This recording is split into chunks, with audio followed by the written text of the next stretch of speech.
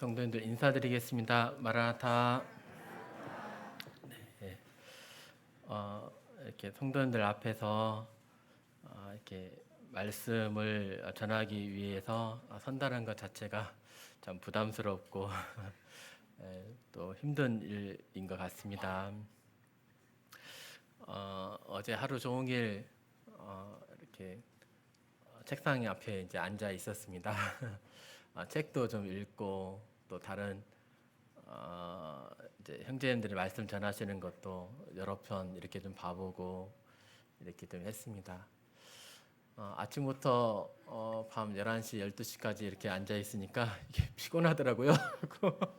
하고 이제 도중에 이제 이렇게 모르겠다 하고 이제 이렇게 자기도 했는데요. 연약한 자를 위해서 이렇게 기도해 주시면 또 좋겠습니다.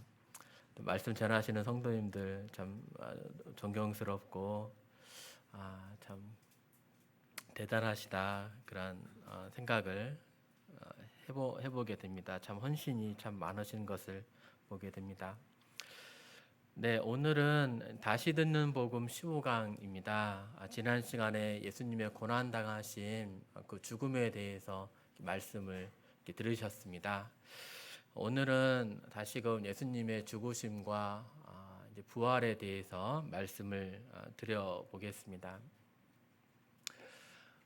성도님들은 왜 예수님을 왜 섬기십니까? 질문이 조금 좀 애매하죠. 왜 하필 왜 이렇게 예수님을 왜 섬기십니까? 왜 이렇게 많은 시간을 들여서 또 내 삶을 들여서 또 내가 가진 것을 드리면서 예수님을 섬기십니다.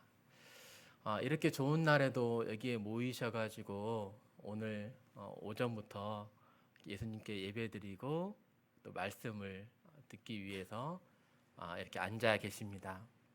왜 예수님을 왜 섬기십니까? 네, 첫 번째로는 우리가 받은 은혜 때문이죠. 우리가 받은 은혜가 너무나도 크고 놀라운 것 같습니다. 저는 지난 시간에 이제 2층에 연대기실에 있었거든요. 4층 말씀을 저는 이제 유튜브를 통해서 들었습니다. 4층 말씀 보니까 더 브릿지라고 해서 이제 다리 제목이 다리더만요. 그 영상 기억하시죠? 네, 그 아버지가 그 철로를 관리하는 그런 사람이었는데 아들이 그날 따라와서 잘 놀다가 이 철로 이 다리가 올려져 있는 거죠. 그냥 그대로 지나가면은 다리가 이제 그 뭐지 기차가 이제 떨어지게 되니까 그 아들이 먼저 보고 그 어떻게 스스로 그 꼬맹이가 어떻게 스스로 해보려고 하다가 그 다리 그 사이에 떨어져 버렸어요. 그래서 그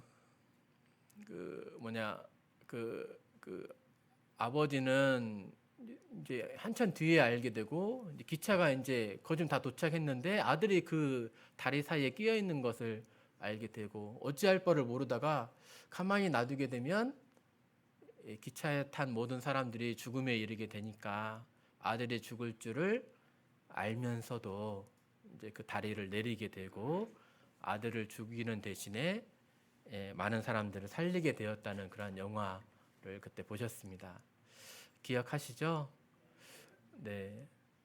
참 아버지가 되어 보니까 이것이 참 얼마나 가슴 아픈 그 일이었는지 생각이 좀 되더라고요. 그런데 우리가 받은 그 은혜에도 사실 우리는 거저 주시는 은혜, 뭐 공짜인 그러한 은혜이지만 결코 공짜가 아니죠. 그냥 값없이 이루어진 것이 아니죠. 하나님 편에서는 엄청나게 큰 대가를 치르시고 그 독생자의 죽음을 통해서 모욕과 수치와 멸시당함과 낮아지심과 고통과 아버지께 대한 그 부르짖음이 있었으면서 저주의 십자가에 달리면서 자신이 그 아들을 버리시고 죽음에 이르기까지 하시면서 우리에게 구원이라고 하는 그 큰 은혜를 주신 거죠. 이러한 큰 은혜를 생각할 때 우리가 하나님을 섬기지 아니할 수가 없다는 거죠.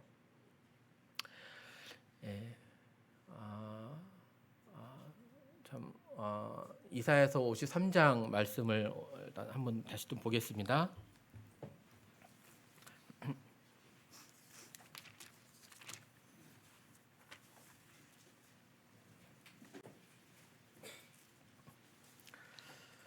이사야서 53장 10절입니다. 여호와께서 그에게 상함을 받게 하시기를 원하사 질고를 당하게 하셨은즉 그의 영혼을 속건제물로 드리기에 이르면이라고 되어 있죠.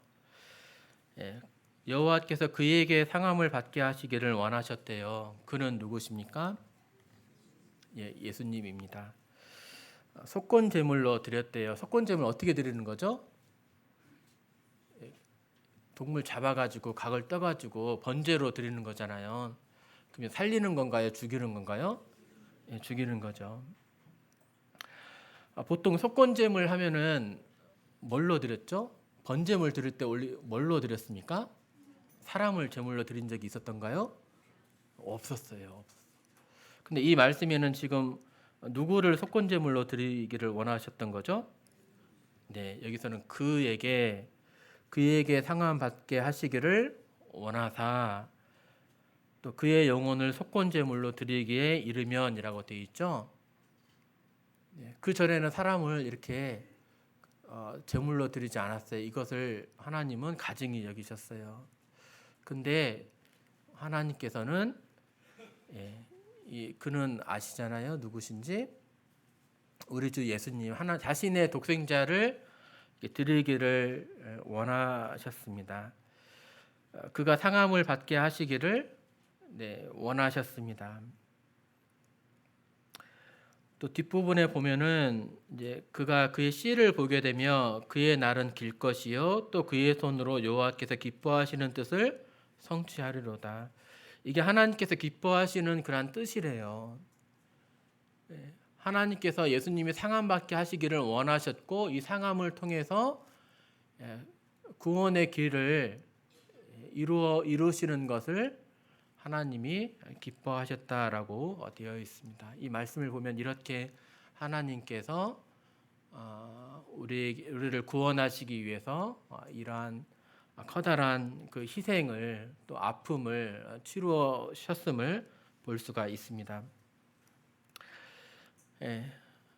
좀 예언의 그런 말씀을 여기서도 또 볼 수 있는 거예요. 그에게 상함 받게 하시기를 원하사. 그 이전에는 이러한 일이 없었는데 예수님이 이렇게 상함 받게 될 것을 예수님 오시기 전에 약 700년 전, 800년 전에 이렇게 기록이 되어 있음을 볼 수 있죠. 또 이 말씀을 피셨으니까 여기서 보면 부활에 대한 그런 예언도 찾아볼 수 있습니다. 9절 보면 그 앞에 절에서는 이제 우리가 잘 아는 그러한 예수님의 고난 당하심에 대한 말씀이죠. 네. 그런 실로 우리의 질고를 지고 하면서 그가 찔림은 우리의 허물 때문이요 그가 상함은 우리의 죄악 때문이라 잘 아시는 말씀 나오고요. 이제 9절 보면 이제 그는 강포를 행하지 아니하였고 그의 입에 거짓이 없었으나 그의 무덤이 악인들과 함께 있었으며 그가 죽은 후에 부자와 함께 있었도다. 부자와 함께 있었다라고 하는 그런 표현은 현대인의 성경을 보면 부자의 무덤에 묻혔다라고 이제 되어 있습니다. 그가 죽은 후에는 부자의 무덤에 묻혔습니다. 이렇게 말씀이 이렇게 되어 있어요. 예수님이 죽으셨습니까? 안 죽으셨습니까? 죽었습니다. 그런데 11절에 보면 그가 자기 영혼에 수고한 것을 보고 만족하게 여길 것이라. 나의 의로운 정이 자기 지식으로 많은 사람을 의롭게 하며 또 그들의 죄악을 친히 담당하리로다. 11절에서는 지금 살아 계셔요? 죽어 계세요? 그가 자기 영혼에 수고한 것을 보고 어떻게 수고하셨죠? 그렇죠. 앞에 나와 있는 그런 부분들이잖아요. 고난 당하시고 그리고 속건제물로 드렸습니다. 근데 이 자기 영혼에 수고한 것을 보고 수고를 통해서 영혼들을 이제 얻게 된 거죠. 결과를 보고 만족하게 여길 것이라라고 되어 있습니다. 지금은 살아계신다는 거예요. 죽은 상태이시라는 거예요. 네, 이 말씀에서도 보면 예수님의 부활이 이렇게 예언되어 있음을 볼 수 있습니다. 물론 여기서만 지금 부활을 예언하고 계신 것은 아닙니다. 부활장 하면은 이제 고린도전서 15장에 이렇게 나와 있습니다. 15장에 보면은 성경대로 그리스도께서 죽으시고 장사 지낸 바 되셨다가 성경대로 그리스도께서 3일 만에 부활하셨다라고 이렇게 말씀을 하고 있는데 성경 말씀대로 이렇게 예언되어 있는 그 사실이 이렇게 이루어진 것을 볼 수 있죠. 자, 우리가 예수님을 믿는 그러한 이유는 예수님의 측량할 수 없는 그러한 사랑을 받은 바 되었기 때문입니다. 두 번째로는 우리가 믿는 바가 너무나 확실한 거예요. 이럴 수도 있고 저럴 수도 있는 것이 아니라 우리가 믿는 바가 너무나도 분명한 거예요. 이 말씀에도 이렇게 되어 있죠. 이사야서 53장 말씀을 보면 우리 주님의 죽으심이 너무나도 분명하게 이렇게 예언이 되어 있는 거예요. 또 이 말씀 그대로 이렇게 이루어졌어요. 또 주님의 부활하심이 예언이 되어 있는데 말씀하신 대로 이렇게 부활하셨음을 알 수 있습니다. 오늘 이러한 예수님의 이러한 사랑과 또 우리 믿음의 이런 확실함에 대해서 이렇게 좀 살펴보기를 원합니다. 우리 믿음이 얼마나 확실한 것인가. 그래서 예수님을 따르던 그 제자들조차도 자신의 목숨을 아까워하지 않고 자신의 신앙의 목숨을 걸잖아요. 목에 칼이 들어와도 예수님을 부인하지 않고 그 신앙의 길을 걸어갔던 그런 원동력이 있습니다. 믿는 바가 너무나 확실하니까. 말씀을 많이 아시는 내용입니다만 오늘 떡과 잔을 통해서 예수님의 그 희생과 사랑을 늘 기억하시는 것처럼 이 말씀도 다시 한번 복습하면서 기억해 보길 원합니다. 예수님께서 행하신 많은 기적들이 있었습니다. 이 그림은 어떤 기적 같으세요? 갈릴리 가나에서 혼인잔치가 있었는데 기쁨을 상징하는 포도주가 떨어진 거죠. 그때 예수님께서 정결례식에 쓰는 그런 항아리에 물을 아귀까지 채우라라고 말씀하셨습니다. 그 다음에 뭐 가루를 넣었을까요? 네. 그 다음에 포도를 좀 넣었을까요? 아귀까지 채운 다음에 떠서 갖다 주라라고 했습니다. 그랬더니 어떻게 되죠? 가장 좋은 포도주로 변한 거잖아요. 물이 H2O가 포도주, 이 알코올로 또 포도와 함께 알코올이 섞여진 거잖아요. 이렇게 변할 수가 있을까요? 그 화학식을 어떻게 하면 좀 변할 수가 있는 건가요? 안 되는 거예요. 물질이 변화되지가 않는 거예요. 근데 예수님은 말씀만으로도 물질을 변화시키셨습니다. 또 갈릴리 가나에서 왕의 신하의 아들이 자신의 아들이 죽어가는 것을 보고 예수님께로 달려옵니다. 왕의 신하의 아들은 어디에 있었습니까? 가버나움에 있었습니다. 가나까지 온 거예요. 거리가 얼마나 될까요? 한 30km가 좀 넘습니다. 근데 예수님께서 오시지 않고 가셔서 고쳐주신 것이 아니라 이 왕의 신하에게 말하기를 가라, 네 아들이 살았느니라 이렇게 말씀하십니다. 만져주시고 뭐 이렇게 주사를 놓고 항생제를 처방해서 살린 것이 아니라 그냥 멀리 떨어져 있는 그 죽어가는 그런 왕의 신하의 아들이었는데 가라 네 아들이 살았느니라라고 말씀하십니다. 그랬더니 어떻게 되죠? 정말로 그 아들이 살아납니다.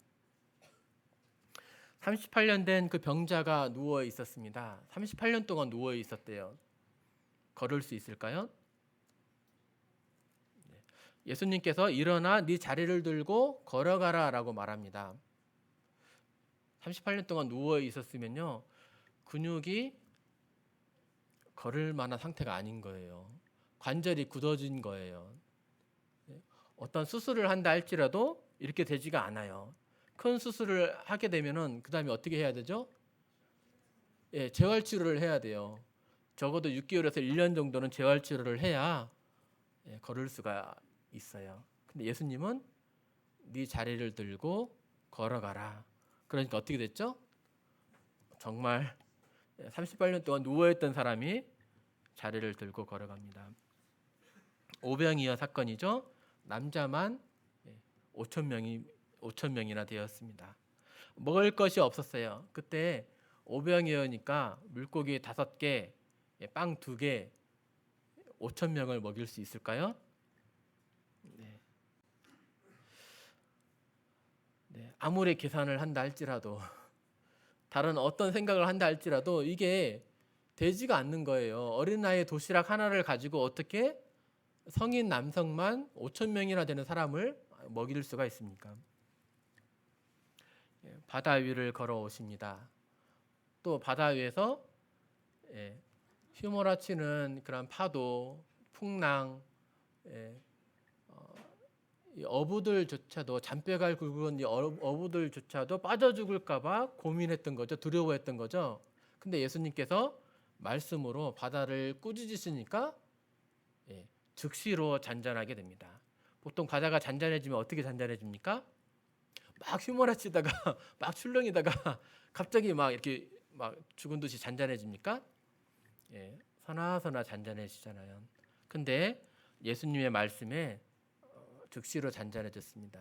이 일이 있은 다음에 주위에 있던 사람들이 도대체 이 사람이 누구이기에 바람과 바다도 순종하는가라고 고백을 하게 되죠.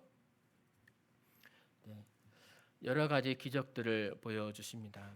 그리고 죽은 지 사흘이 되었던 이 나사로, 하루 이틀 사흘, 나흘이잖아요. 나흘, 4일째 되는 나사로.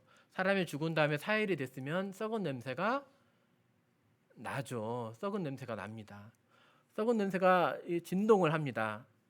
완전히 죽은 그러한 상태인 거예요. 그런데 예수님께서 나사로야 나오라라고 말을 하니까 배로 동인 채로 죽었던 사람이 살아나게 됩니다. 이 기적들을 성경에 기록하고 있는 그 이유가 무엇일까요?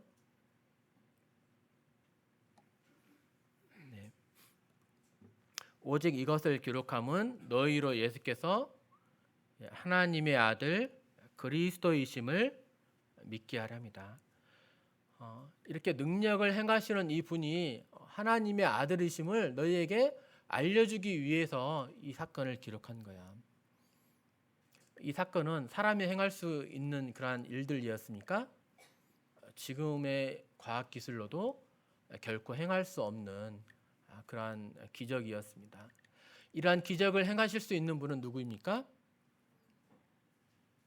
하나님의 아들이 아니고서는 이루어질 수가 없는 것입니다. 이러한 기적을 보이신 그러한 이유는 자신이 누구이신지를 하나님의 아들이요 구원자이심을 보이신 거고, 결국 이 사람을 통해서만이, 이 예수님을 통해서만이 죽었던 나사로가 살아난 것처럼 이 사람을 통해서만이 구원을 얻을 수 있음을 보여주는 사건이라 할 수가 있습니다. 이러한 기적을 행한 그런 또 다른 일들이 있었을까요? 예수님을 말고도 다른 어떤 종교자도 이러한 기적을 똑같이 행할 수가 있었을까요? 없습니다. 고대 종교를 연구하는 그러한 학자들이 하는 얘기가 있어요. 이 예수님 말고는 그 종교의 창시자가 어떤 기적을 행했다는 그 어떠한 내용도 없다는 거예요. 즉 다른 종교 지도자는 우리와 같은 그런 한 인간이었을 뿐이죠. 말주변이 뛰어났다든지 힘이 셌다든지 지혜가 있었을지를 모르지만 우리와 같은 인간이었다는 것입니다. 근데 예수님은요, 자신이 이러한 일들을 행하면서 자신이 누구이신지를 나타내 보이신 것입니다. 예수님 자신도 자신이 누구이신지를 이렇게 드러내셨어요. 내가 진실로 진실로 너희에게 이르노니 아브라함이 나기 전부터 내가 있느니라. 아브라함은 언제적 사람입니까? 예수님 이전에 2000년 전 사람이에요.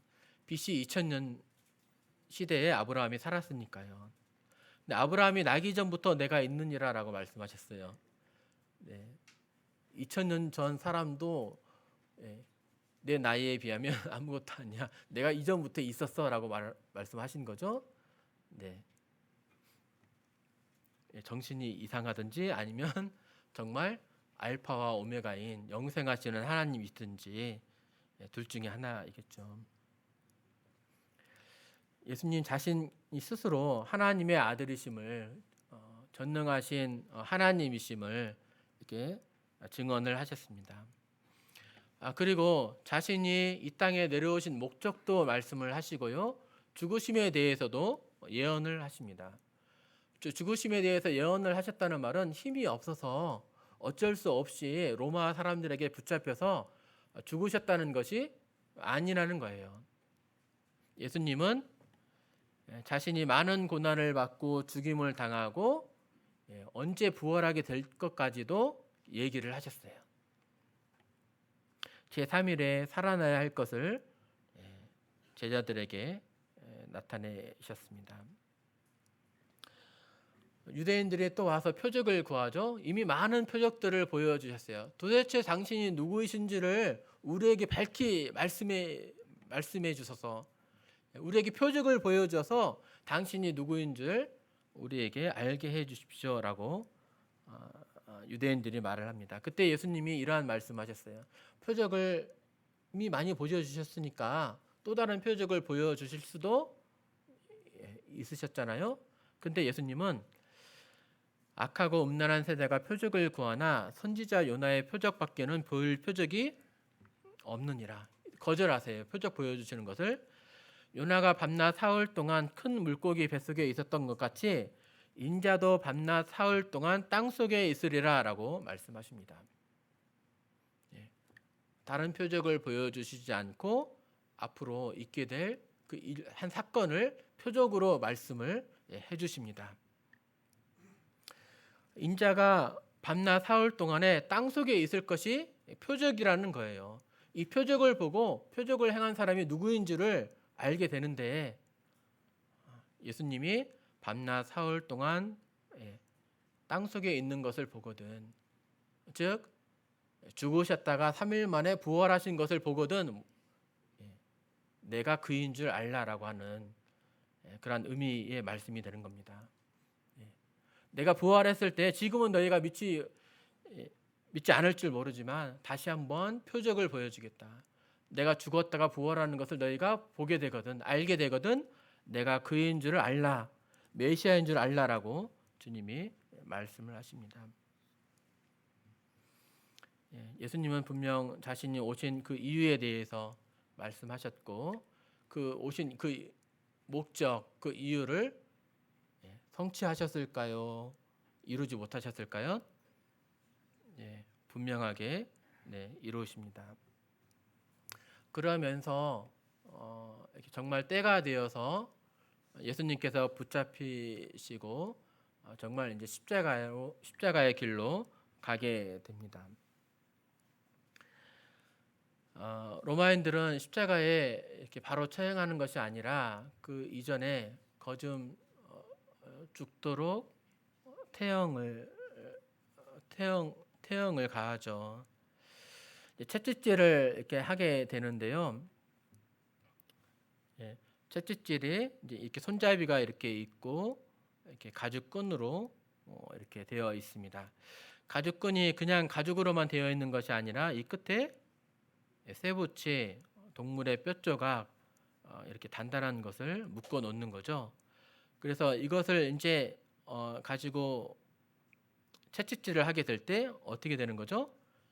이것이 휘감게 되면서 다시 끌어당기게 되면 박혀 있던 이런 쇠붙이 동물의 뼈조각이 살점을 떼가면서 더 큰 고통을 이제 이렇게 주게 되는 거죠.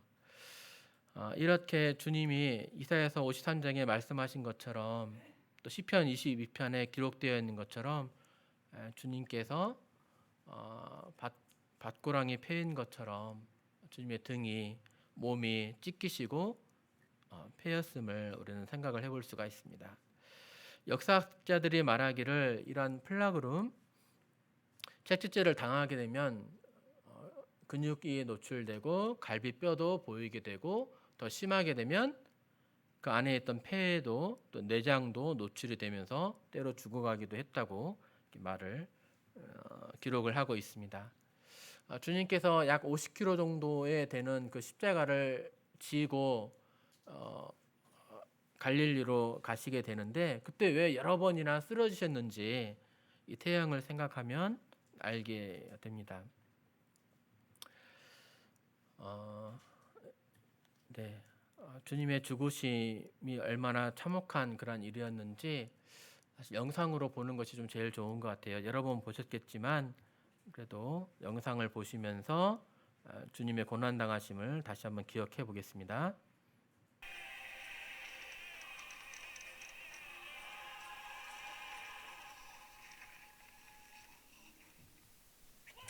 네. 영화에서 보는 것도 너무 좀 잔인하기도 하고 좀 그런데요. 사실 실제로는 이거보다는 더 참혹했을 것이라고 생각이 좀 됩니다. 머리에 혹시 상처를 입어 보셨습니까? 예. 머리털에 좀 상처 나면은 피가 얼마만큼 나던가요?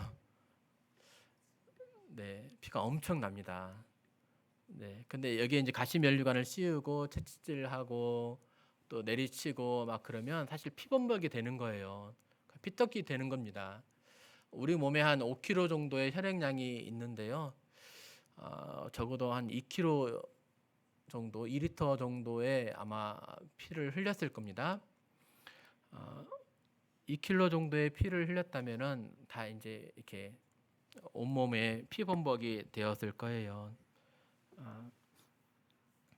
죽은 개처럼 정말 참혹해가지고 불쌍히 여기는 것이 아니라 그를 싫어했다라고 되어 있는데 정말 예수님의 모습은 영화에서보다도 더 참혹한 그러한 모습이셨을 것입니다. 십자가 손바닥에 박는 것이 아니라 관절에 이렇게 박는 거죠. 왜 손바닥에는 왜 안 박습니까? 떨어지니까 자기 몸을 지탱할 수가 없으니까.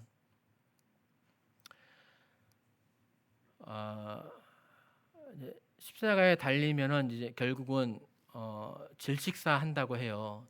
숨을 못 쉬어서 죽는 겁니다. 통증 때문에 통증에 의한 쇼크로 죽는 것이 아니라 물론 피를 많이 흘려서도 죽으실 수도 있죠. 근데 질식사한다고 해요. 왜냐하면은 이렇게 팔에 의해서 이렇게 온몸이 이제 지탱을 하게 되면은 팔이 축 늘어나게 됩니다. 또 척추도 늘어나게 돼요. 팔과 척추가 보통 10cm에서 한 15cm 정도 늘어납니다. 척추가 한 10cm 정도 늘어나게 되면 가슴곽, 흉곽이 정상보다는 더 넓어지는 거죠. 그렇게 되면 이 가슴에 폐가 있는데 폐가 음압이 걸리게 돼요. 음압이 걸리게 되면은 공기가 저절로 안쪽으로 들어가게 됩니다. 이해되시죠?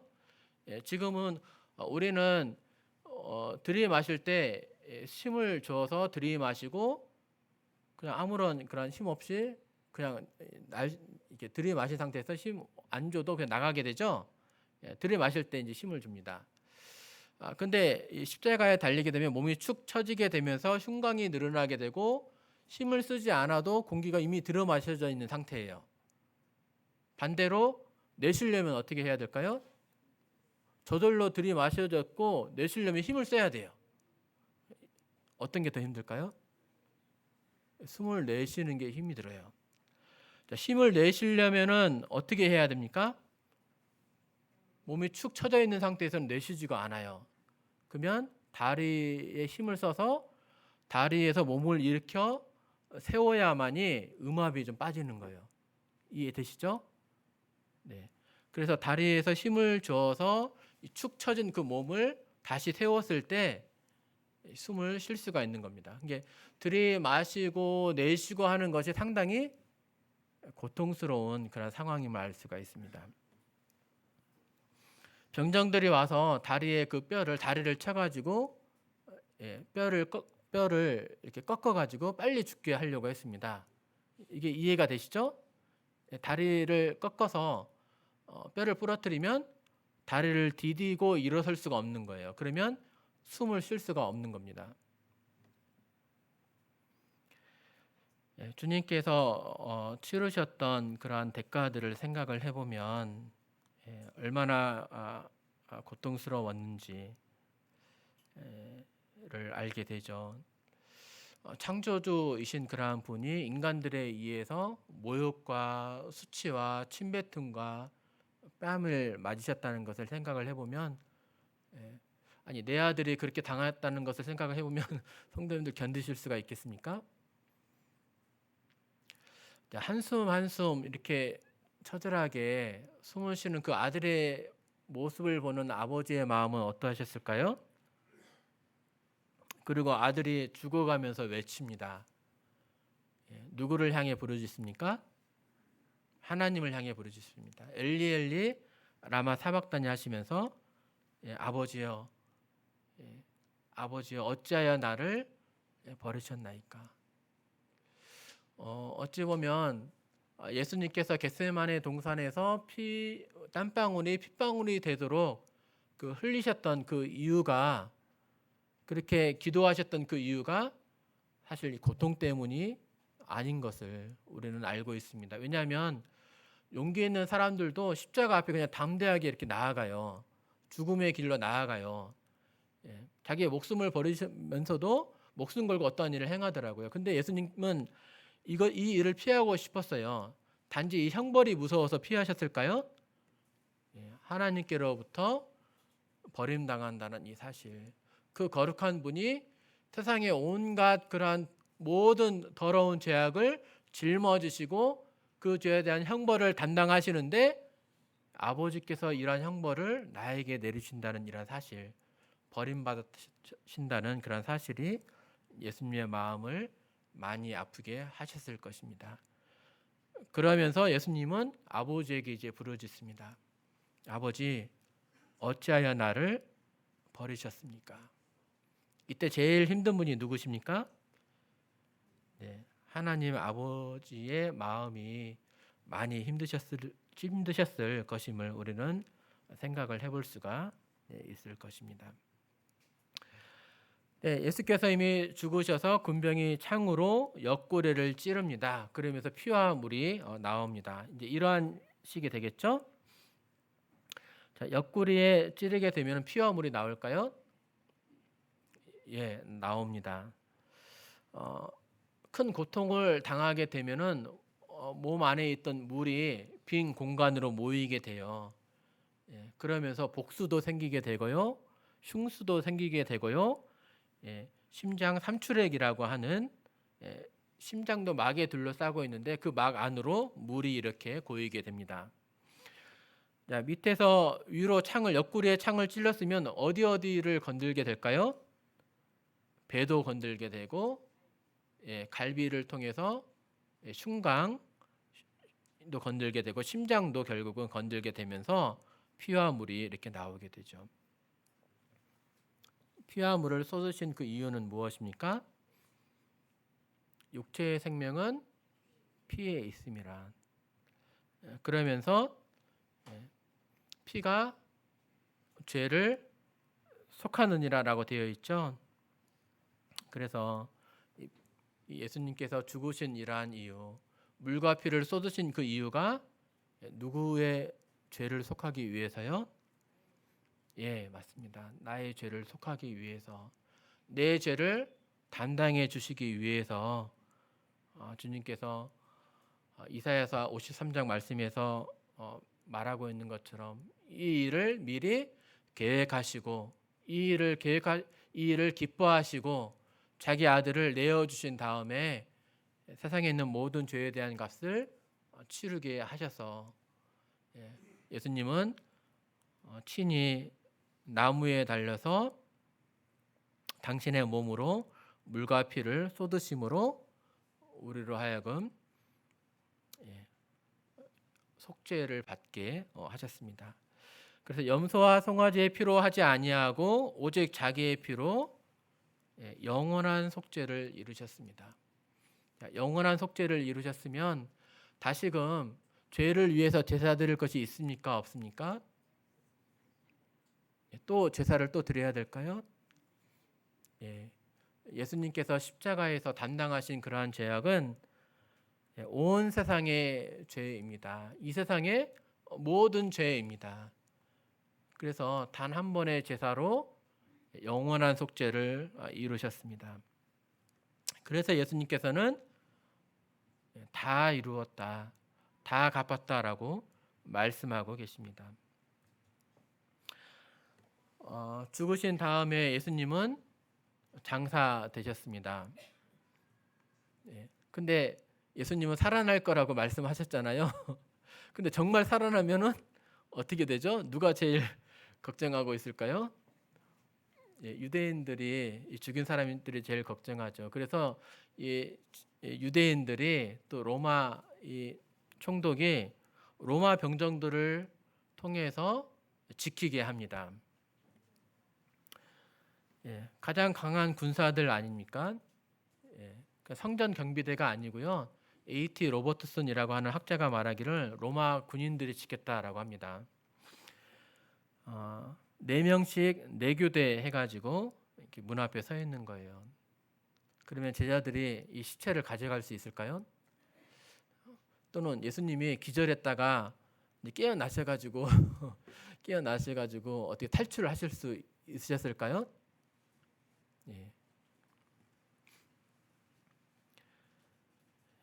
예수님은 완전히 죽으셨고 죽은 지 사흘 되던 날에 완전히 부활하셨음을 우리는 알 수 있죠. 빈 무덤 상태였는데 주님께서 친히 이렇게 부활하셨습니다. 이 부활이 거짓말일까요? 또는 제자들이 그렇게 예수님을 사랑하고 또 의지하고 있었으니까 고통 중에 환상을 본 것일까요? 근데 예수님을 본 사람들이 이렇게나 많아요. 개인적인 환상을 보았다면 그 환상을 어떻게 서로 공유할 수가 있을까요? 많은 사람들도 그러한 환영을 같이 본다든지 꿈속에서 만난 것을 이 사람도 꿈꾸고 저 사람도 꿈꾸고 똑같은 내용들을 이렇게 할 수가 있었을까요? 사도와 500여 형제에게도 보였대요. 그럴 수가 없는 거죠. 이렇게 많은 사람들에게 주님은 보이셨습니다. 그리고 육체로 분명히 부활하셨습니다. 근데 변화된 몸으로 부활하신 거죠. 제자들이 두려워서 방 안에서 문을 잠그고 기도하고 있었을 때, 모여 있었을 때 주님이 잠겨진 문인데 그냥 벽을 통과해서 오십니다. 그런데 생선 한 토막을 드세요. 우리와 같은 몸으로 부활하셨지만 변화된 몸을 입으셨다는 것을 알 수 있습니다. 그리고 제자들과 함께 있다가 이 감난산에서 하늘로 올라가십니다. 우리의 몸은 하늘로 올라갈 수 있는 몸이 아니죠. 근데 변화된 몸으로 주님이 부활하셨습니다.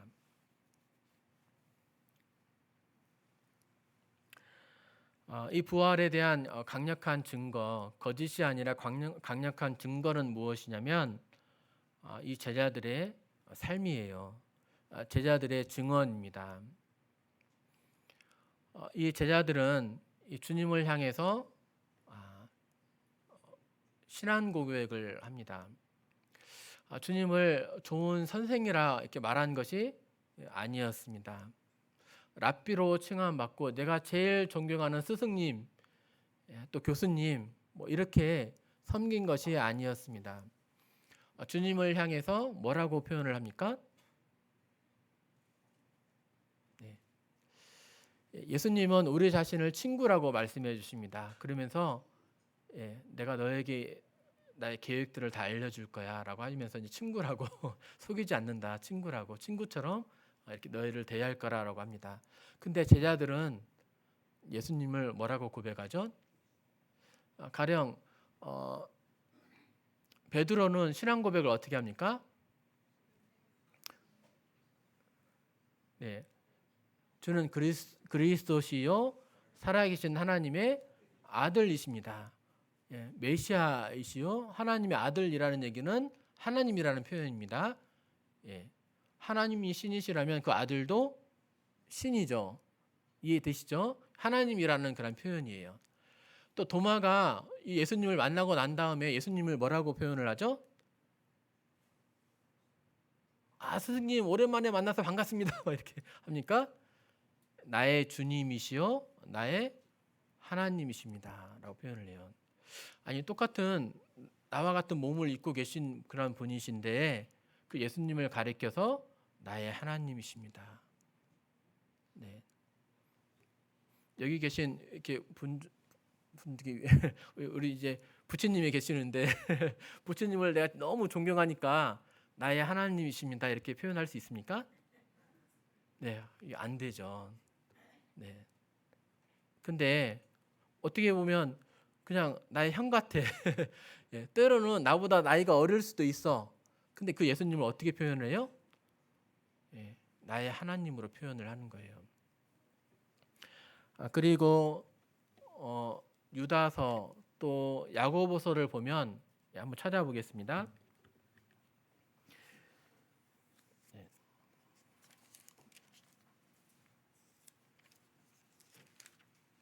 유다는 누구입니까? 야고보 볼까요? 야고보는 누구죠? 예수님의 친동생, 육신의 친동생이었습니다. 처음부터 야고보가 믿었을까요? 안 믿었어요. 예수님을 미친 자라고 여겼어요.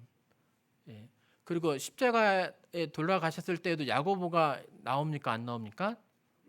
아니 자기 형이 십자가에 달렸으면은 가족들은 나올 수 있었거든요. 나오지 않아요. 야고보는 등장하지 않습니다. 형을 미쳤다라고 생각을 했습니다. 그런데 어느 순간 야고보가 변화가 됩니다. 야고보서 1장 1절에 하나님과 주 예수 그리스도의 종 야고보는 예수님을 지금 누구와 동등하게 지금 표현을 하고 있습니까? 하나님으로. 하나님과 예수님을 같이 언급을 하고 있어요. 그러면서 자신을 누구로 표현을 하고 있어요? 예수 그리스도의 종으로 표현을 하고 있어요. 자신을 종으로 표현을 하고 있습니다. 이것이 일반적인 거였어요. 야고보만 그랬을까요? 유다도 그랬습니다. 베드로는 어떻게 표현했을까요?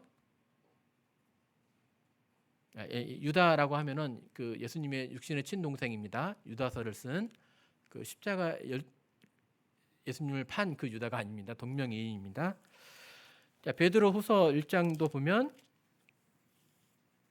베드로후서 1장 1절에도 보면 예수 그리스도의 종이며 사도인 시몬 베드로는 우리 하나님과 구주 예수 그리스도의 의를 힘입어라고 되어 있죠. 동일하게 하나님과 예수님을 동격으로 놓습니다. 그리고 자신을 예수 그리스도의 종으로 표현을 하고 있습니다. 사도 베드로도 그랬습니다. 사도 요한은 어떻게 할까요? 동일하게 예수님을 주인으로 또 자신을 예수님의 종으로 표현을 하고 있습니다.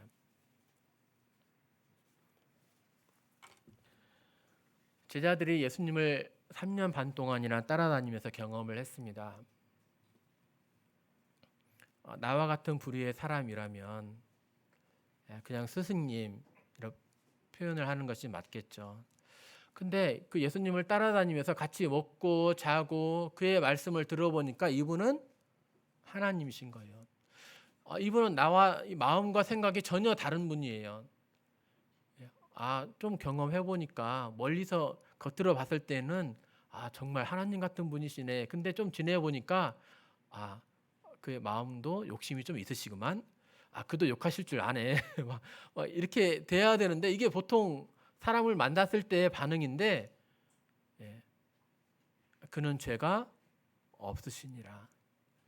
자신이 경험을 해보니까 예수님은 죄가 없으신 분이었어요. 그분은 정말 인간의 몸을 입고 오신 분이셨어요.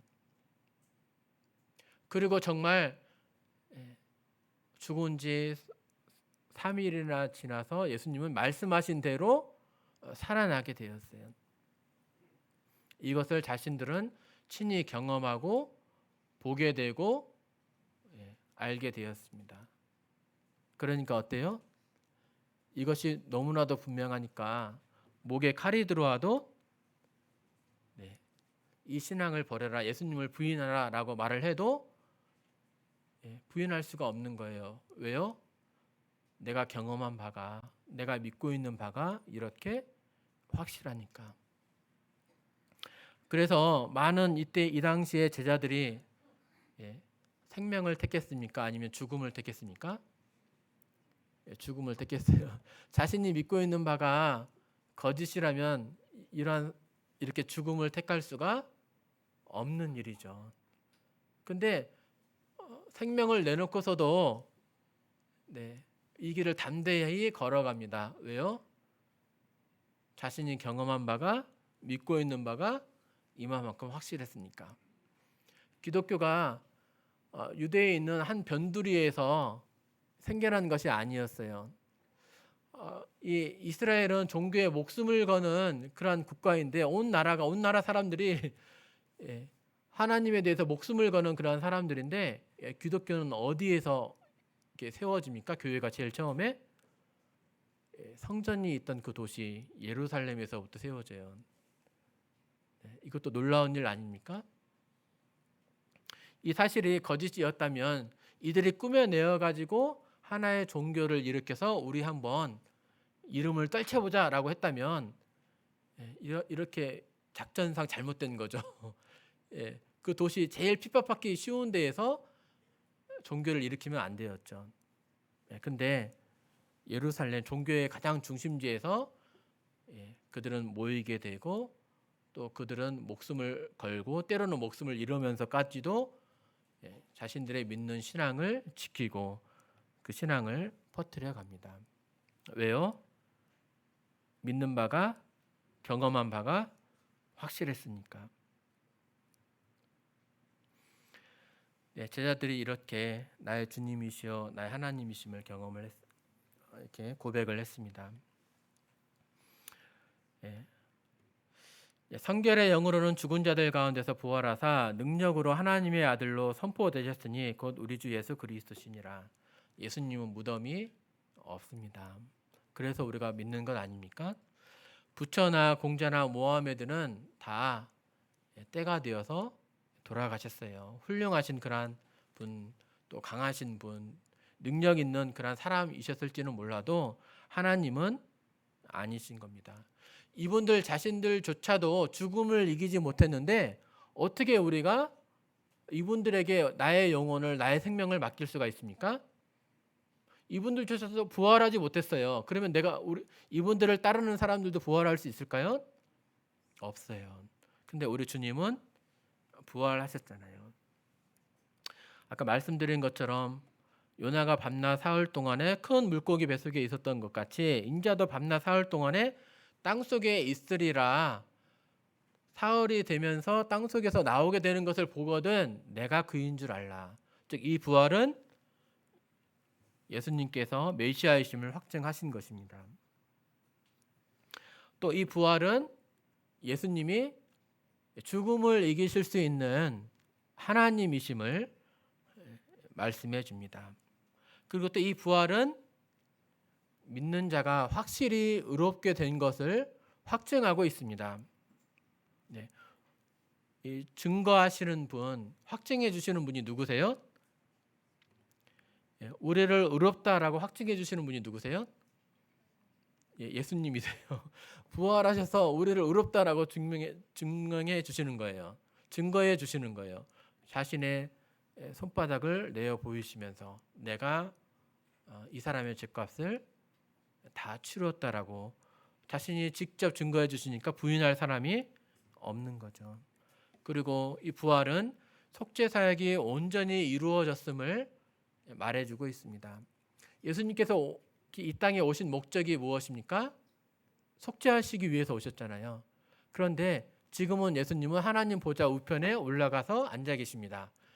오신 목적을 이루셨을까요? 못 이루셨을까요? 이루셨다는 것에 대한 확증입니다. 그리고 말씀드린 것처럼 이 부활은 예수님이 부활하신 것처럼 누구도 부활할 것을 보여주시는 거예요. 믿는 자들, 우리도 부활하게 되는 것을 직접 이렇게 보여주신 것입니다. 그래서 우리가 믿는 이러한 신앙은 우리가 이렇게 섬기고 있는 그러한 이 예수님은 불확실한 것이 아니에요. 어떤 아마도 그럴 것이다라고 해서 뭔가 이루어가기 위해서 열심히 참여하는 거고 있는 것이 아닙니다. 우리가 믿고 있는 바는 너무나도 분명하고 확실한 것이고 이미 이루어진 그 사실에 대해서 감사하면서 하나님께 예배하는 그런 삶을 우리는 살아가는 것입니다. 이상으로 말씀 마치겠습니다.